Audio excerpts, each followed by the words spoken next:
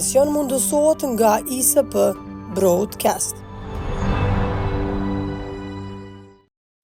Mirëmbrëma, përshëndetje kudo që na ndiqni të nderuar shikues.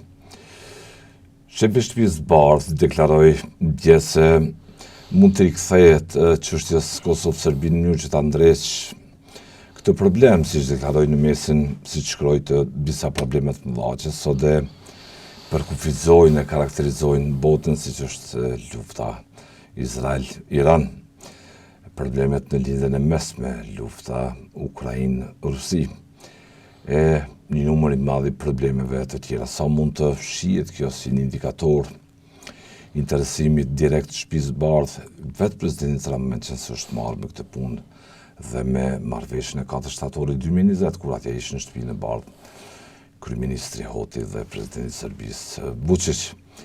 Gjitha këto çështje do t'i trajtojmë me analistin e njohur politik Afrem Kasulli. Kasulli, faleminderit për kohën. Kasi, Red.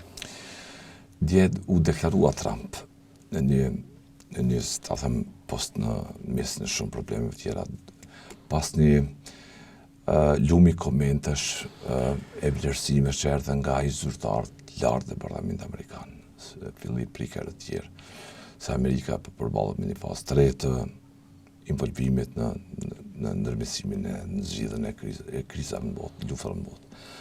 Sa mund shihet kjo? Çfarë deklaroi Trump në gjykimin tuaj si indikacion se ai nuk harron ato për cilën kishte bërë më herët?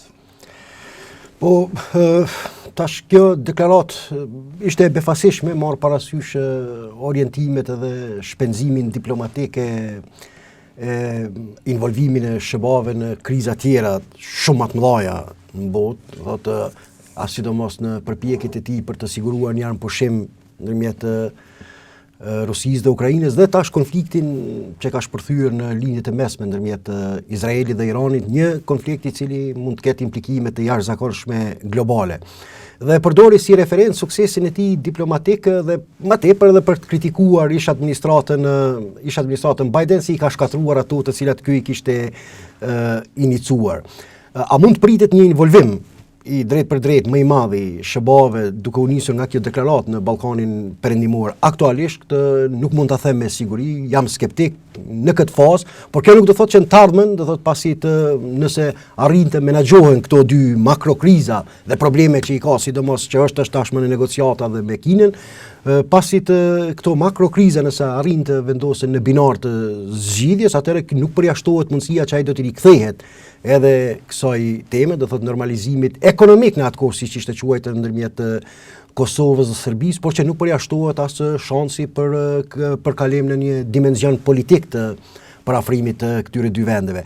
Në fazën aktuale jam skeptik se mund të ketë ndonjë involvim më të madh të SBA-ve në Ballkanin Perëndimor, për shkak sepse ne po I shohim çka po ndodh në zona tjera. Do thotë se mendoj interes primor I SBA-ve është pikërisht ne kemi parë edhe vizitat e tij, do thotë vizitat para pak kohë, vizitën kryesore kishte në linjët e mesme tek disa shtete arabe në funksion të çështjes së tij transaksionale e bilaterale, mirëpo që tashmë kriza, do thotë Iran-Izrael mbart një rrezik të jashtëzakonshëm që shumë analistë kanë vënë pavarësisht dëshirës të Shteteve të Bashkuara të Amerikës që të mos involvohet direkt në këtë konflikt, nuk përjashtohet mundësia skenarit që edhe SBA-t përkundër vullnetit dhe dëshirës së tyre të jenë të detyruara mbase të përfshihen në një krizë të tillë dhe shto faktin përkundër faktit dhe premtimeve të presidentit Trump I cili ka ardhur në pushtet me premtimin se do t'i ndalë të gjitha luftrat, se ai është një lider I paqes, është një lider I marrëveshjeve paqësore me qëllim që t'i hap rrugë zhvillimit ekonomik, mirë po kjo dinamikat e ngjarjeve gjeopolitike në terren mund ta bëjnë mund ta kurzojnë edhe SBA-n që pa vullnetin dhe dëshirën e saj në të ardhmet të përfshihet, në të ardhmet të afërt të detyrohet të përfshihet në një konflikt dhe një luftë që mbase nuk do ta donte por të jetë detyruar të përfshihet. Në këtë dinamik është paksa e vështirë të thuhet që mund të kemi një involvim më të madh të SBA-ve në procesin e dialogut të Kosovë-Serbi aktualisht, por që nuk përjashtohet mundësia që në të ardhmen mund t'i rikthehet në agjendë dhe kjo temë. Në këtë drejtim kjo është arsyeja pse Kosova duhet të jetë e përgatitur kurdo që vjen kjo situatë, jetë e gatshme, të ketë çka të ofrojnë tavolinë dhe të mos bëj gabime siç ka bërë për shembull, sepse ne nuk duhet të harrojmë faktin që Kuvendi i Kosovës e ka mohuar, do thotë ka votuar kundër detyrimeve që dalin nga marrëveshja ekonomike nga marrëveshja për normalizimin ekonomik ndërmjet Kosovës dhe Serbisë të dakorduar në Washington në shtëpi të bardhë. Ishte kundër. Kemi, do thotë është në mandatin e kaluar Kuvendi i Kosovës, do thotë me shumicë të votave ka votuar kundër kësaj marrëveshje që nëse kjo rikthehet në tavolinë do të jetë një sfidë shumë e madhe për Kosovën, për klasën politike të saj, se si do t'i qaset e se si do të orientohet për të menaxhu presionet që mund vinë për t'i zbatuar detyrimet në raport me këtë marrëveshje. Duke shtuar edhe faktin sepse këtu megjithatë nuk tash kritika ishte sidomos ndaj administratës Biden për qëllime të brendshme politike, por ne kemi parë që administrata Biden realisht nëse nuk ka bë presion në drejtim të zbatimit, sepse është për kujdesur që sa më shumë të ruaj unitetin transatlantik dhe dimenzionin politik të dialogut ja besoj Brukselit, mirë po as administrata Biden asnjëherë nuk ka dalë kundër marrëveshjes shtatorit të arritur në shtëpi. Është e vërtet, nuk e ka shtyr përpara. Nuk e shtyr përpara. Jo, nuk e ka pikë të marrëveshjes. Asnjë pikë të marrëveshjes, por që e ka konsideruar që është obligim dhe detyrimi palëve që t'i kenë konsiderat zotimet që kanë marrë në shtëpinë e bardhë. Por nuk ka pas intervenim të madh diplomatik, nuk ka pas aksion të madh diplomatik në kuptimin e presionit si mbi Kosovën ashtu edhe mbi Serbinë që të ndërmarrin hapa konkret në drejtim të zbatimit të këtyre detyrimeve. Marrëveshja 4 shtatorit në Washington ka solli me tepër thuajse ishte një marrëveshje bilaterale me shtëpinë e bardhë si ndërmjet në përpjekje sipër që të normalizohet i gjithë rajoni nëpërmjet konstruksionit zhvillimor ekonomik, nëpërmjet planeve zhvillimore ekonomike. Duket që presidenti Trump po vjen, nëse më ta them ashtu, të ndjek principet e mandatit parë qoftë me planin Abraham. Tani se çfarë po ndodh atje do të diskutojmë. Do të ketë sfida në drejtim. Do diskutojmë, por edhe kur i referohemi kësaj, duket që zoti Trump është në përpjekje të si më thënë, gëlltit sa trofeu të tij të suksesit të presidentit parë të shtëpisë të bardhë. Sa është kjo një po them edhe një indikator inkurajues për gjithë rajonin, sidomos për Kosovën dhe Serbinë, për sa kohë që këto të vende, duket që nuk kanë qenë shumë të ndëgjueshme ndaj ndërmjetësve Bashkimit Evropian, kanë marrë detyrime atje dhe nuk kanë zbatuar.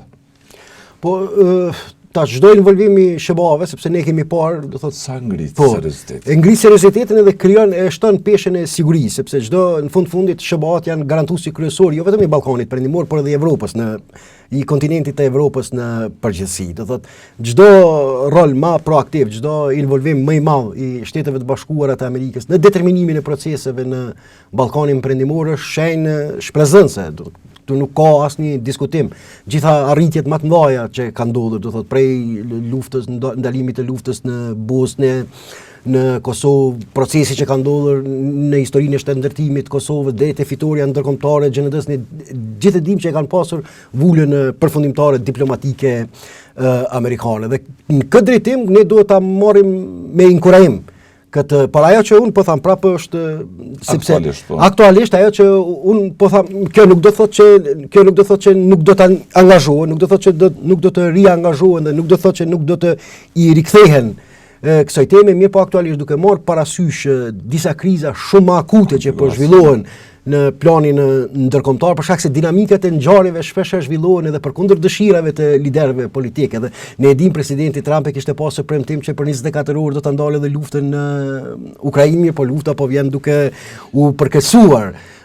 Dhe krahasimi që bëri me konfliktin Kosovë-Serbi, krahasimi me konfliktin Izrael-Iran, është jo dhe shumë i qëndrueshëm për shkak sepse Kosova kishte arritur marrëveshje për normalizim ekonomik, ndërkohë çfarëdo marrëveshje që do të arrihet, do thotë për të frenuar konfliktin apo për ta ndalë konfliktin ndërmjet Iranit dhe Izraelit është një natyrë këtë tjetër, për shkak sepse betejë aty është për orientim për ribalancim geopolitik në lindje të mesme për të kufizuar potencialet destruktive të Iranit në lindjen e mesme dhe që Izraeli të sigurohet njëherë për gjithmonë që të mos ndjej kërcënim ekzistencial, nga rreziku që mund ta pozoj sigurimi i armëve, sigurimi eventual i armëve bërthamore nga Irani. Është pra do të vijojmë atë në analizën, do të ndalemi më shumë tek një rol në pritje që mund ta ketë, sepse presidenti Trump duket që është në kërkim të atyre copëzave të projektuar atë rezultatet mandatin e parë, po i rikthen ato sa mund të jenë. Aktualisht nuk mund të parashikohet me saktësi, por në observimin e gjatë të stabilitetit rajonal, të një paqe domosdoshme sidomos midis Kosovës dhe Serbisë. Prezidenca amerikane duket jetë kupola e garancës së madhe, jo vetëm e politikës, po edhe sigurisë, në këtë sa janë të përgatitur në këto elita tash i kemi, ku vendi Kosovës nuk po vjen të konsultohet, nuk po vjen të reflektoj sidomos partia parë për të bërë marrëveshje politike, rrjedhimisht të kompromis, me qenë se si ka 60 plus një vota.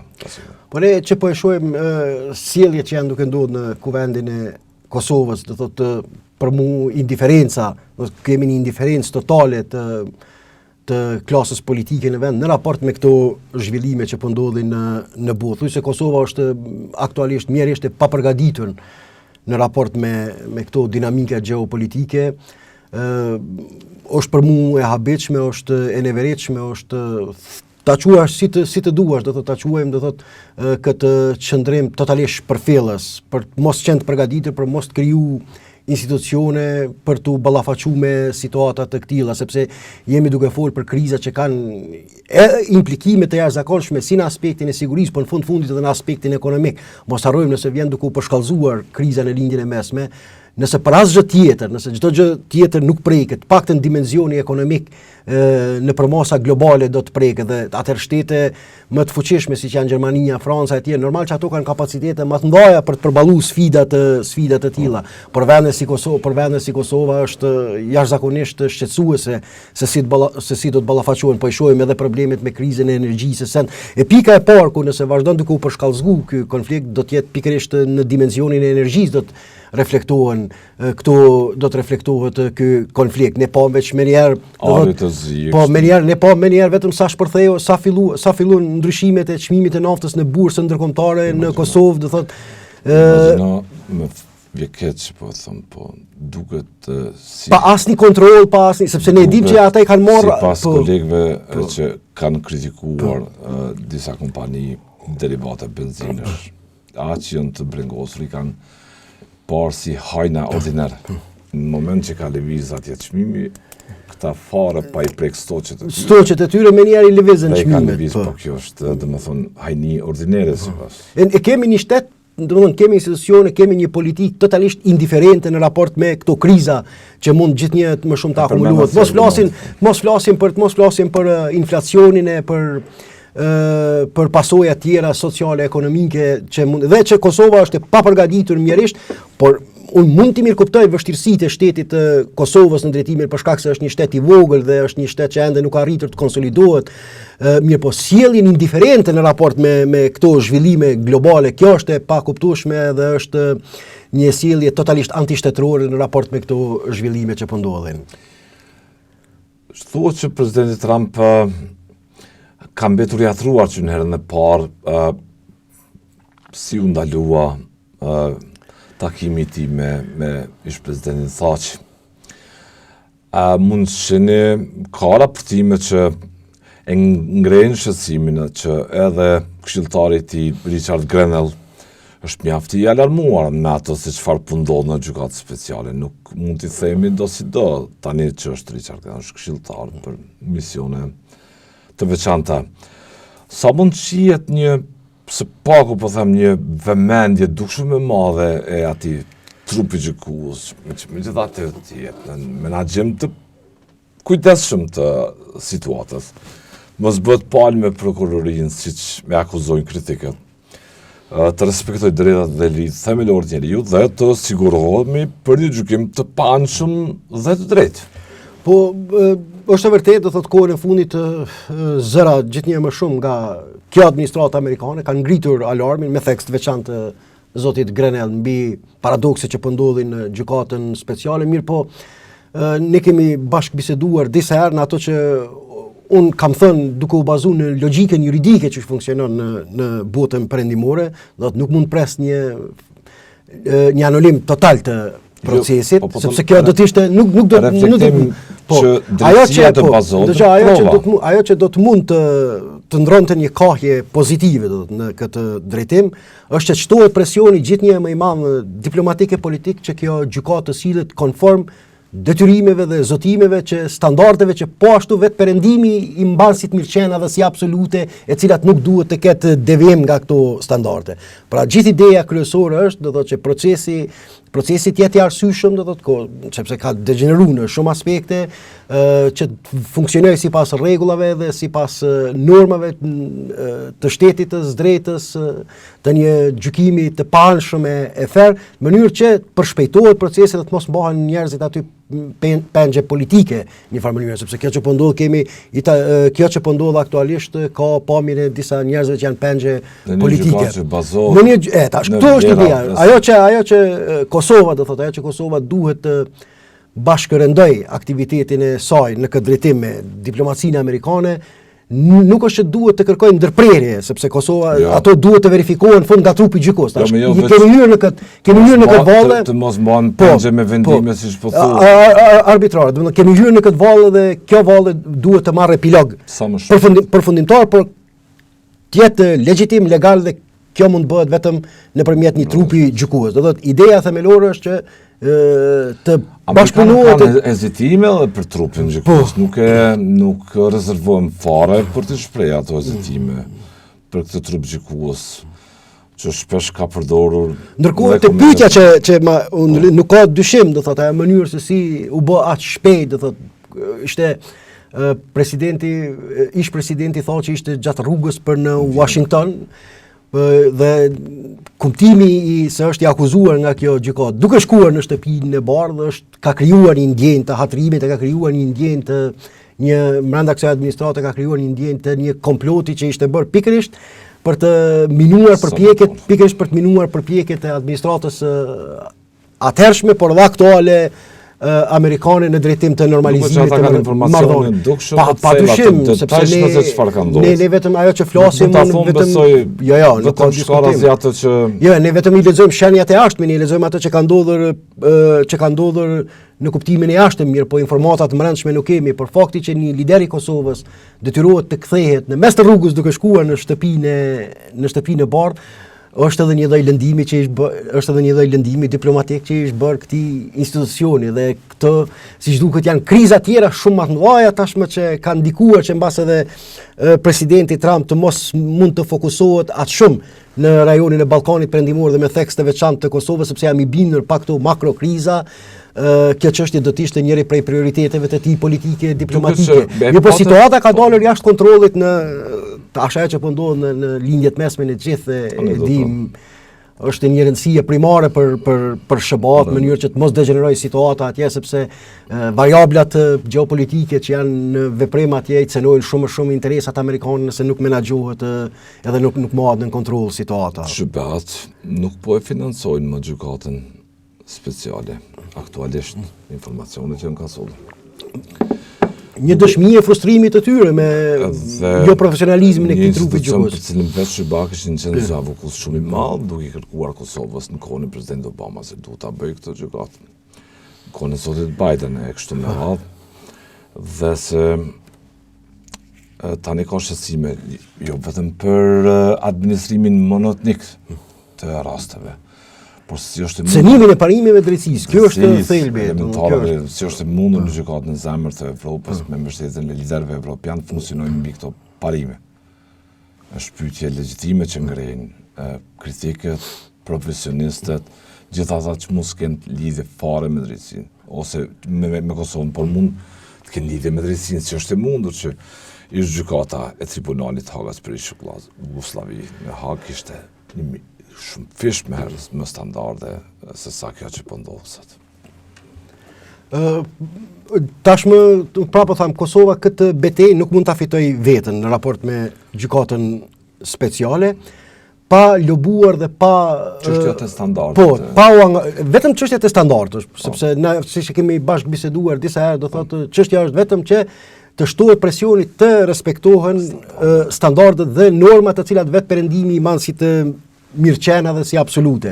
Këtë betejë Kosova nuk mund ta fitoj vetën pa aranjmane diplomatike dhe pa lobuar në mënyrë që, sepse tjetër është kur reagon zëri organizatave prestigjioze, profesionale, tjetër është, do thotë, ideja është që të punohet me këto organizata, që këto organizata do ta bëjnë vlerësimin, sepse ka tjetër peshë, ka tjetër ndikim, do thotë, tjetër ndikim ku e diuni si Amnesty International apo çfarë tash mos i përmendim sepse ka lloj-lloj organizata të këtilla me kredibilitet ndërkombëtar, të cilat mund ta ngrisin alarmin në që atje diçka nuk po shkon në rregull, që situata ka degeneruar në aspektin juridik, pra këtë fokusi i Kosovës duhet të jetë në këtë drejtim, sa i përket punës me gjykatën. Sa është për ju ky proces që po ndodh aktualisht, për sa kohë që po shohim kriza, duket se është drejt fundit kasolli.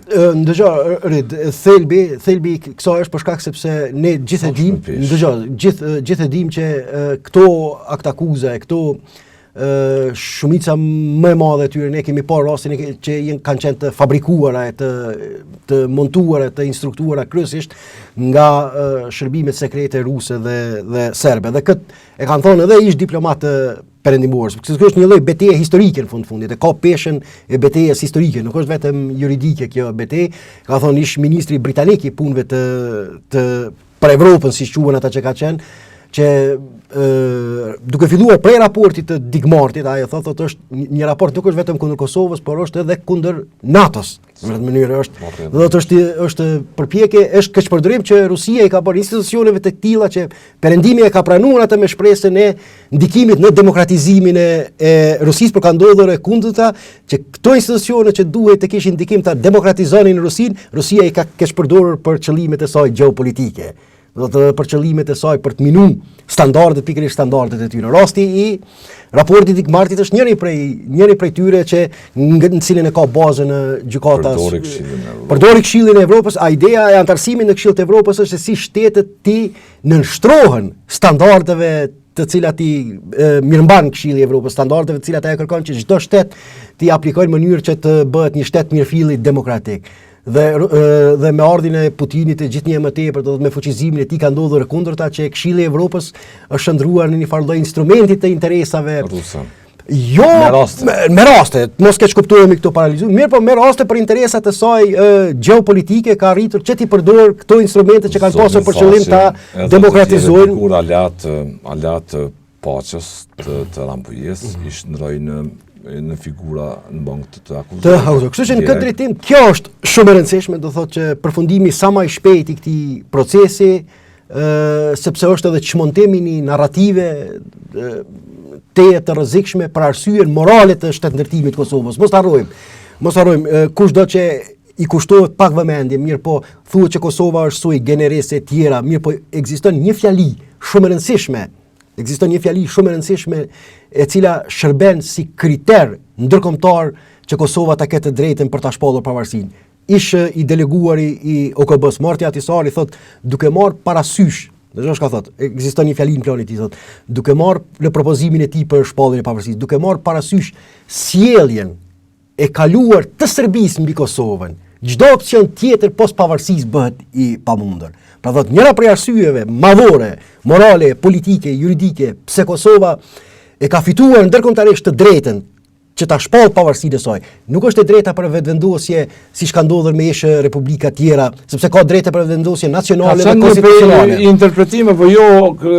Nuk është se Kosova e ka humb të drejtën për pavarësi sipas kritereve të drejtës për vetvendosje, siç ka ndodhur me Kroacinë, me Bosnjën e me Maqedoninë, të cilat kanë qenë të formuluara nga Komisioni i Badinterit. Do sepse ai komision ka konsideruar që vetëm republikat kanë të drejtë. Dhe tash atëre cili është kriteri që ka qenë bazik që i dërguari OKB-s e ka përdorur, është sjellja, do thotë sjellja tentim gjenocidi i Serbisë mbi populli mbi shqiptarët etnik të Kosovës që e bën çdo formë tjetër të bashkëjetesës me Serbinë të pamundur. Dhe këtu do thotë është shumë tash këtu është me rëndësi të kushtuar vëmendje që ti formulimi që këtë insistimi i Serbisë edhe i Rusisë ka qenë që edhe Kosova të paraqitet si një fajtore në procesin e konfliktit që ka ndodhur, që edhe Kosova po ashtu edhe leadershipi i luftës e tjerë paraqiten si njerëz që po ashtu kanë mëkate në krimet ndëretnike e tjera, në mënyrë që të relativizohet kriteri moral i shtetësisë së Kosovës. Prandaj është shumë e rëndësishme në çet dimension është shumë e rëndësishme që në dimension sa më shpejt të përfundoj ky proces dhe të ruhet arsyeja morale e shtetësisë së Kosovës. Edhe një pyetje për të kaluar në temën tjetër. Kemi thënë disa herë, por ka qenë e çuditshme, po them e çuditshme, që si gjithë qeveria, gjithë kjo elitë që vjen të jetë në pushtet me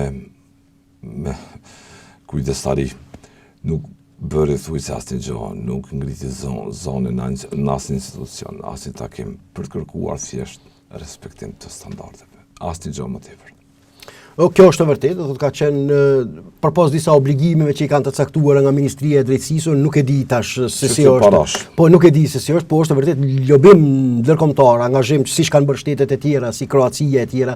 Pikërisht në këtë studio ka qenë ishte në këtë studio në bashkëbisedim, mund kujtohet shumë mirë, në bashkëbisedim me ju ishte njëri prej generalëve të luftës në Kroaci, në Kosova, Gemçeko, dhe ai kishte elaboruar shumë mirë, si sot më kujtohet, investimin e madh diplomatike, kulturore, është sensibilizimin e opinionit ndërkombëtar se si Kroacia kishte vepruar për të ballafaquar me një gjykatë që tashmë po del, po ashtu që paktën i ka respektuar standardet shumë më shumë se sa dhomat e specializuara në Hagë. Kjo arsye e kësaj indiferencë, do thotë ka të bëjë mbas edhe me konfliktet politike, me tjera që kanë pasur leadershipi aktual i Kosovës me leadershipin, por edhe në një përpjekje që edhe një përpjekje që sikur kryeministri aktual tenton sikur ta marrë një lloj triumfi politik, sepse unë ju kam thënë të mos e votoni këtë gjykatë. Do t'ju kam thënë tashmë kjo jeni duke u përballë me pasojat e veprimeve të juaja. Mirë po, kjo është çështje e gabuar për mendimin tim, sepse unë insistoj në atë që Kosova është dashur ta votojë atë gjykatë dhe ka bërë mirë që e ka votuar atë gjykatë, sepse nuk ka pasur, Kosova nuk ka mundësi, nuk ka pasur asnjë lloj mundësie që t'i ikë kësaj reje të zezë që i qëndronte mbi përpos verifikimit të këtyre pretendimeve në një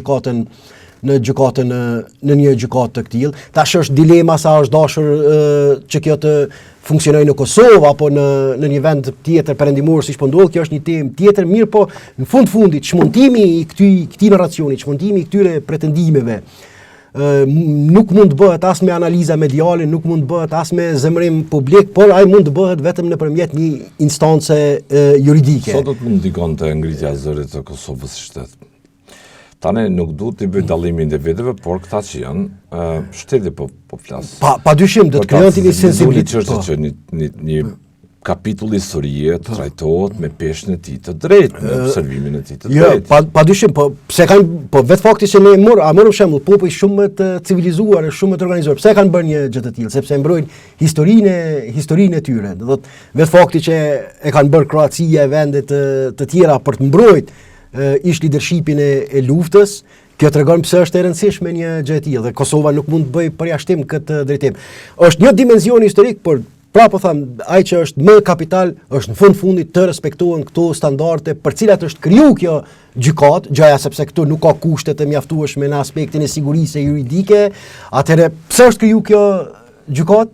Është kriju që të respektohen në maksimum këto standarde të cilat sot nuk po respektohen. Është arsyeja e krijimit të kësaj gjykate sot më tashmë ka dështuar pa përjashtuar edhe pretendimin kryesor që është miratuar në Këshill të Evropës të Dick Martit, i cili është demantuar dhe është parë që nuk ka pasur kurrë. Janë pra, një e para është narracioni politik, narracioni që në cilin është krijuar dhe arsyeja tjetër do thotë, po krijohet një trup i tillë hibrid juridik për shkak të dobësive të Kosovës për të trajtuar këto raste për shkak të dobësive të sistemit juridik të Kosovës, në të njëjtën kohë po ishte unë miku, por në të njëjtën kohë, në të njëjtën kohë tashmë ka degeneruar në të kundërtën e saj arsyeja për cilin është krijuar ky. Ajo që e thash, për shkak ajo që e thash. Qeveritë perëndimore po të kishte Kosova në tavolina ndërkombëtare, në institute ndërkombëtare. Ajo që është më e rëndësishme, unë që insistoj, më shumë se në dimensionin, më shumë se në dimensionin politik, më shumë se në dimensionin diplomatik. Ajo që unë kam rekomanduar nëse dikush e ka ndëgjuar është angazhimi me organizata prestigjioze për të alarmuar, do thot, opinionin ndërkombëtar mbi atë që po ndodh. Këtë unë e marr shumë të rëndësishme. Dhe kjo edhe për shkak të përvojës tonë historike, në fundit edhe kauza e shtetit Kosovës ka filluar që të ketë sukses kur fillimisht sepse diplomacia reagon me vonesë. Kur organizatat prestigjioze kanë alarmuar mbi shkeljen e drejtave të njerëzit në Kosovë, është detyruar të reagojë politika dhe të reagon diplomacia. Edhe në këtë rast, insistimi, do thotë, këshilla, rekomandimi më ka qenë që gjithnjë më tepër Kosova të bashkëpunoj me institutet të kësaj natyre, me organizata të kësaj natyre, të cilat gjithnjë më tepër do ta shtonin presionin ndërkombëtar mbi abuzimet juridike që po ndodhin në këtë institucion. Dhe këtu është dështimi më kapital se në aspekte, sepse tjetër është nëse një lider politik jep gjykim, edhe Grenelli nëse tjetër është edhe Grenelli tjetër është kur një organizatë prestigjioze ndërkombëtare nxjerr fakte para opinionit publik me argumente juridike se çka po ndodh. Liston shkeljet të cilat nuk mund të mohohen, do thotë ekspert juridike ku ta di unë. Po kjo heshtje është duket e çuditshme. Mund të shpjegohet për kjo heshtje për një shtet. Për mendimin tim kjo është pikpamjet personale, natet e këto, natyrë. Kjo është e pajustifikueshme, ndërsa kjo është e pajustifikueshme, ne po shohim një politik, po shohim që po totalisht indiferente edhe në sa i përket makrozhvillimeve të tjera, totalisht e pa përgjeshme në raport me obligimet që ka marrë për të menaxhuar shtetin e Kosovës. Ka solli vjoj me tezën e fundit, edhe për lindjet mesme do doja të bisedonim shumë, po fokusi ishte te Kosova. Për çështjen e zotit Kurti, e sheh se dëshiron me nxitim pozicionin e kryeministrit objektivisht apo jo? Po nga ajo që po shihet aktualisht, ajo që çka dëshiron zoti Kurti, por fatkeqësisht duket që edhe subjektet opozitare pak po ja ndihmojnë, po e dëshirojnë vetëm bllokadën.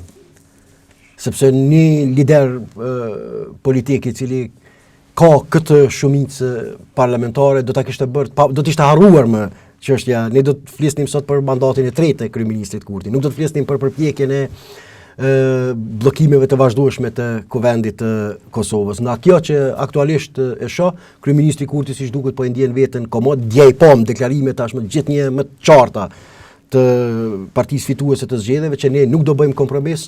Ky proces do të zhbllokohet vetëm atëherë kur opozitat sipas tyre të ndërgjetësohet. Do të kjo sjellje politike, do të kjo shmangje po mos ato të shtyrës. Po kjo nga 10 shkurtit ju kujtohet. Kjo shmangje e diskutimeve, kjo shmangje e përpjekjeve për të arritur me një kompromis politik me subjekte të tjera, për ta krijuar një shumicë parlamentare, për mua është nonsens. Atëherë nuk mund ta interpretoj ndryshe, sepse unë jam i prirur të interpretoj sjelljet politike të aktorëve politik vetëm si shprehje e dëshirës për të vazhduar kështu si është, sepse sipas tij situata është eksellente, ai është kryeministër në detyrë, Kuvendi ka telashe dhe ai nuk mund ta krijojë nuk mund të ndikoj që ta krijoj Kuvendin, posa ai është vullneti secilit deputet të Kuvendit të Kosovës. Dialogu po vazhdon, zoti Besnik Beslimi. Dialogu po vazhdon. Që të përgatitin takimin e nivelit të lartë. Qeveria është jashtë kontrollit parlamentar. Kjo do të thotë fakti që kryeministri Kurti nuk po bën asnjë veprim në drejtim të ndërtimit të një shumice parlamentare, nuk kemi parë asnjë përpjekje private ndoshta që nuk është larg syve të publikut dhe mund të ketë pasur, por në kuptimin serioz e takimeve të vazhdueshme të mirëfillta me subjekte tjera parlamentare për ta ndërtuar një shumicë parlamentare, duket që është një situatë komode që aty po i konvenon vazhdimi i kësaj gjendje, sepse çdo kryeminist, çdo fitues i zgjedhjeve, beso do të ishte sjellur ndryshe në raport me këtë situatë, nga se do ta bënte të pamundur që të legjitimojë edhe një herë nga kuvendi i Kosovës. Mirë po, duket që kryeministri detyra Albin Kurti është indiferent në raport me proceduralizmin legjitimoz, ai e konsideron se legjitimitetin e ka të drejtë për drejtë nga populli i Kosovës dhe do të vazhdoj tutje me këtë. Nuk ka nevojë për proceduralizëm shtesë për rilegjitimim, sepse deklarimet e tij, sjelljet e tij, deklarimet e tij që qeveria me presidentin Trump, ai dhe të tjerët, mbase nuk janë të gatshëm ka solli, po të edhe qëndrime ndryshme, nëse mund ta them ping-pong. Po tash nëse kjo është situata transitore, PDK thotë janë të bëjmë 19 vota, duket më tepër lojë. Kjo e deklarimi i PDK-s ishte veç edhe kjo një lloj deklarimi për përfitime politike në raport me LDK-n, se gjëja ju nuk jeni unik, ne jemi unik. Do thotë ai po I kërkon garancione Lumer Abdigjikut, siguroj ti votat që I ke, atëherë unë angazhona për krijim të qeverisë. Mirë po tash nëse kjo është situata, do thotë për shkak se frikës dhe ankthit që është e natyrshme, marr parasysh këto zhvillime të paprecedenta globale, mirë po që në një mënyrë është e natyrshme që të ekzistojë një shqetësim te klasa politike se si duhet ballafaqohen me to, por atë rrugën e kanë zgjedhur të gabuar. Sepse ato nuk mund të eliminohen duke ato nuk mund të eliminohen ato nuk mund të eliminohen duke u tërhequr. Do është absurd, është nën sens duke hesht. Ato duhet të menaxhohen në veprim. Ndërkohë fakti që klasa politike do të ka zgjedhur një rrugë të gabuar për të ikë, për të arratisë nga këto presione. Dhe në këtë drejtim pavarësisht vërejtjeve që un kam në raport me propozimin e lidhjes demokratike të Kosovës, përsëri vazhdoj. I tillë ishte I vonshëm. Po ishte I vonshëm. I tillë ishte I vonshëm. Vetëm si shtekdalje për të justifikuar statusin e tyre. Ne sot jemi përballë 3 skenarëve. Tre skenarëve. Skenari është vazhdimi I kësaj gjendje pafundësisht. Do le të vazhdoj kjo gjendje kështu. Skenari I dytë është marrëveshje politike për shpërbërje të kuvendit dhe për zgjedhje të reja të jashtëzakonshme, ose skenari I tretë është bashkëqeverisje për të ballafaquar me sfidat e përmendura, mirë po që duket që ka hezitim, do thotë si partitë opozitare ta bëjnë duke lënë partinë fituese të zgjedhjeve në opozit, por edhe partia fituese e zgjedhjeve që shihet qartë që nuk është e gatshme që vetë të ballafaqohet me këtë situatë. Atëherë cili është opsioni që mbetet në tavolinë? Fundit cila situatë mund të krijojë momentum të shpejt për formimin e institucionit? Cila? 1, 2, 3. Nuk ka asnjë, nuk ka asnjë në horizont, nuk është asnjë zgjidhje. Asnjë zgjidhje, duke I referuar pikpamjeve që metojnë bllokimin e situatës, jo zgjidhjen objektivisht. Asnjë duket që çfarë janë indiferent dhe vetëm për kalkulime elektorale janë dokumentuar subjekte që nuk ka asnjë arsye shtetërore që do t'i detyronte asnjë. Po nuk ka, po ndëgjoj Rit, ne po I shohim krizat çfarë po akumulohen. Do thotë çfarë reagime ka? Do thotë kriza energjetike e tjera, çmimet, inflacioni, gjitha këto. Është ky kalkulim për përfitime partijake ka ndikuar që t'i harrojnë arsyet shtetërore, zgjedhjet lokale, ka filluar atmosfera, nëse nuk është arritur. Zgjedhjet dhe Memli Krasniqi në PDK në Zhërshor. Ma është spektakël. Për cilat ju patët kritika, pse kritikuat? Po ndëgjoj sepse ishte një qasje më shumë lloj spektaklit, një lloj improvizimit, për shkak sepse çdo parti ka drejt të sillet në fundit si të dërë, mirë pa ato duhet ta justifikojë në përputhje me ato norma statutore të cilat zotohet dhe obligohet se do t'i zbatoj. Është evidente kushdo që e kthyer statutin e Partisë Demokratike të Kosovës, të gjitha strukturave të saj, gjitha hallkave të brendshme të organizimit, prej kryetarëve në degëve, ju ka skaduar mandati ka më shumë se 1 vjet. Janë pa mandat legal, pa mandat legjitim. Dhe nëse mirëfilli ky subjekt politik tenton të organizojmë një konvencë zgjedhore, ky është hapi fillestari I cili duhet të ndërmirret. Do thotë janë zgjedhjet e brendshme në gjitha hallkat e partisë dhe në fund vihet deri tek zgjedhjet në nivelin vertikal. Ndërkohë, absolutisht, është shkelje flagrante e statutit të brendshëm të Partisë Demokratike të Kosovës, nga kjo konvent pseudo-zgjedhore që unë e quaj, me një kandidat në rregull, edhe me një kandidat në fundit mund ta pranoj, por jo duke i anashkaluar këto procedura të brendshme. Për cilën arsye po e bëjnë këto? Po vetëm për të kriju improvizime, vetëm për të kriju improvizime momentale publike për asgjë tjetër. Nuk ka asnjë arsye tjetër, do thotë. Dhe një përshmangje e zgjedhjeve brendshme mund të jetë edhe pasojë mbase edhe e frikës se mund të dalë situata jashtë kontrollit, mund dalin e strukturave aktuale drejtuese të Partisë Demokratike të Kosovës, mund të dalë situata jashtë kontrollit, mund të futen elemente të ri që nuk i kanë nën kontrollin politik, mund të krijohen përçamje të reja, atëherë po pajtohen që ta mirëmbajnë pushtetin duke i shpërfillë detyrimet e demokracisë së brendshme. Do të aktualisht PDK-ja pajtohet që struktura e saj drejtuese ta mirëmbajë pushtetin vertikal partijak duke i shpërfillë këto obligime që rrjedhin nga statuti i këtij subjekti politik. Le ta ndrojnë statutin. Janë edhe procedurat se si ndrohet statuti i partisë. Le ta ndrojnë, le të thonë zgjedhjet e brendshme bëhen një herë në 10 vjet. Si shpjegoni që nuk ka reaguar deri tash se po ku askush? Nuk deri tani se nuk e di tash, nuk ka motivet e njerëzve mund të jenë të ndryshme. Unë vetëm e pas si një gest, irritues kështu, përpjekja veç për të inskenuar spektakël, konventa e ku e di unë, për të krijuar një lloj spektakli mediatike publik, duke i shpërfill detyrimet e brendshme demokratike partijake. Kjo është rrezikshme sepse unë kam bërë një krahasim, po nuk është një metaforikisht, po e bëj është e njëjta sjellje politikisht.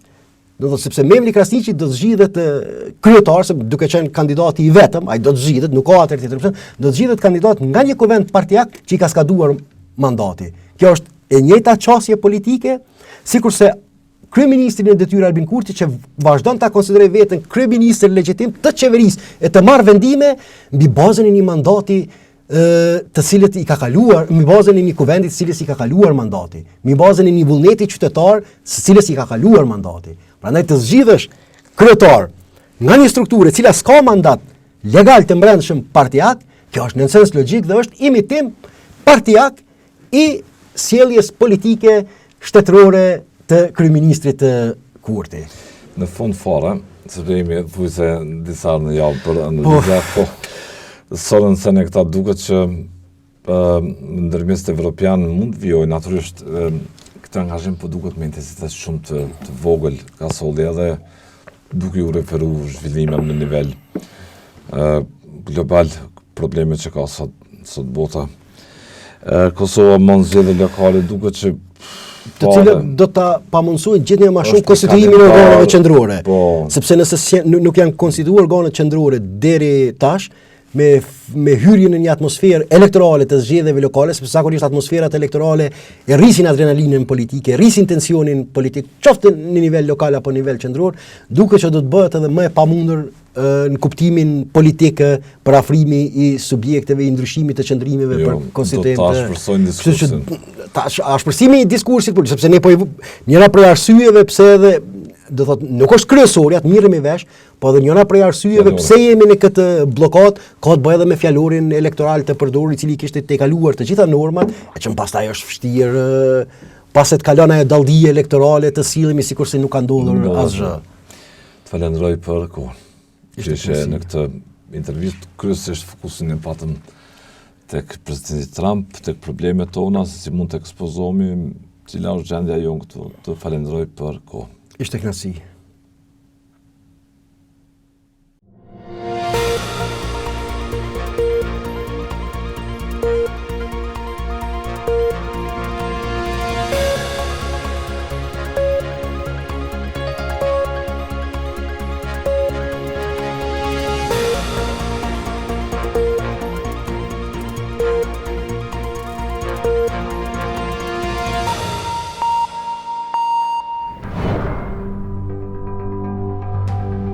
Ky emision mundësohet nga ISP Broadcast.